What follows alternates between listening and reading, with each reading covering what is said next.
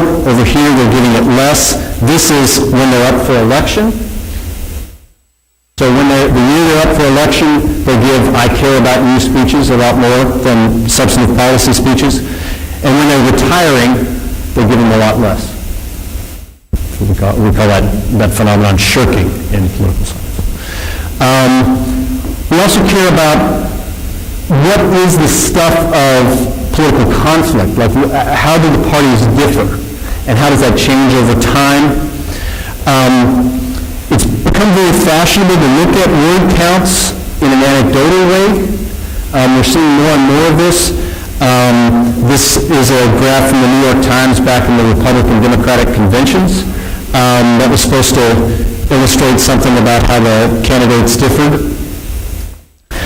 This was a contrast on Slate magazine between Hillary and Bill Clinton, and who said "I" and "me" more often.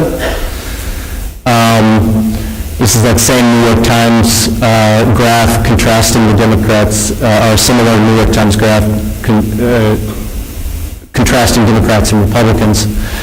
This is a wordle. These are everywhere these days from Obama's State of the Union the other day. This is from his actual speech. This was making the rounds the other day. There was also a poll taken on what did you hear? What three words describe the speech? And this is a wordle of those responses. He made that joke about salmon, and people's brains shut down. They didn't hear anything but salmon. And these kinds of things make big academic papers, just little anecdotes like preschoolers were observed as they talked, and girls were 6 times more likely to use the word love and twice as likely to use the word sad. But these kinds of things, the implicit statistics that are being used in generating wordles and in generating these kinds of graphs have not been thought about really at all. And if you look at the statistics that underlie them, they're doing one of two things. They're either dramatically overcounting the stuff that's really frequent. So this is differences between the parties on the topic of abortion, and if you use one of the standard statistics that's implicit in those graphs and things, it would tell you that the most Republican word on abortion is "the," because Republicans talk more about abortion. If you use another one of the statistics that implicit, it would say the most Democratic word is "treaty" and the most Republican word is "perfect." But if you think about the statistics and you model them, and this is a very similar process to what's going on in genomics work, trying to figure out how the gene that demonstrates a phenotype and a gene that does not, a gene sequence that demonstrates a phenotype and one that doesn't, how it differs, or in Rick's brain images, symptomatic brain, non-symptomatic brain, where they differ. It's feature selection, feature extraction. We use a similar technique, and we see Republicans emphasizing baby and brutality of the abortion procedure and women as mother. Democrats talking about women and rights, her decision with her doctor. So we see very clearly what differentiates the parties on that issue. We can do that for how men and women differ on an issue. We can look at how different regions of the country differ on an issue.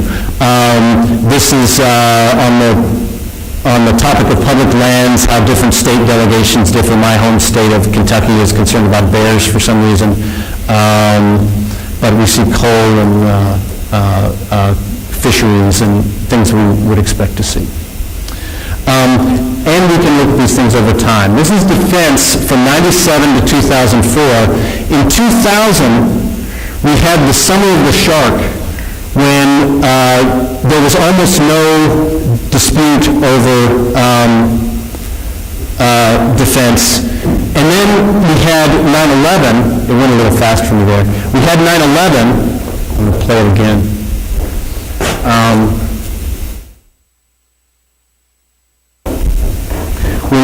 When we have 9/11, we're going to see it compress even more. That is, the parties are unified. They're talking a lot about defense, but they're not talking differently.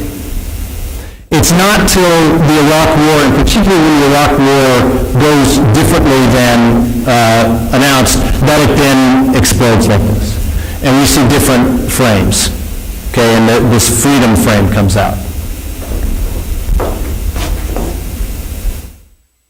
We can use that to talk about legislative positions, like where people are left and right,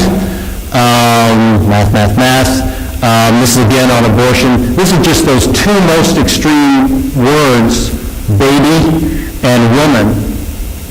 And just on frequencies of those two words alone, we can get, if you look sort of from upper left to lower right, we get a pretty good scaling of senators just on the frequency of two words, of the most informative words. And we can do even better with more words and more time location.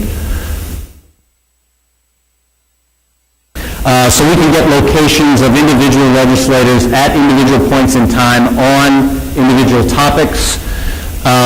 We can talk about how polarized the parties are at different points in time. Polarization is a big issue in political science right now.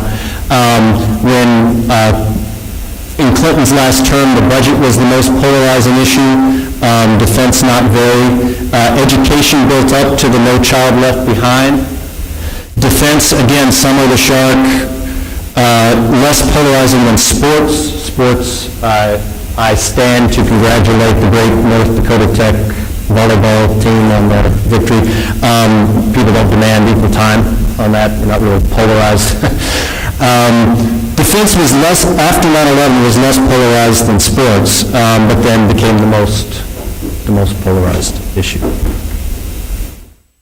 We can watch individual legislators move over time. This is Ted Kennedy, his partisanship on defense, not very partisan, becomes very partisan. He moved the other way on education, though, when he worked with Bush on No Child Left Behind. Jim Jeffords was a senator from Vermont who left the Republican Party and caucused with the Democrats as an independent, and we can see him as a fairly moderate Republican on a lot of issues, become effectively a moderate Democrat. And we can look at these locations change over time. This is budget versus defense, and again, we're polarized early in this period on budget, and then over time we de-emphasize budget and become polarized on defense. That one ran a little slower than the other.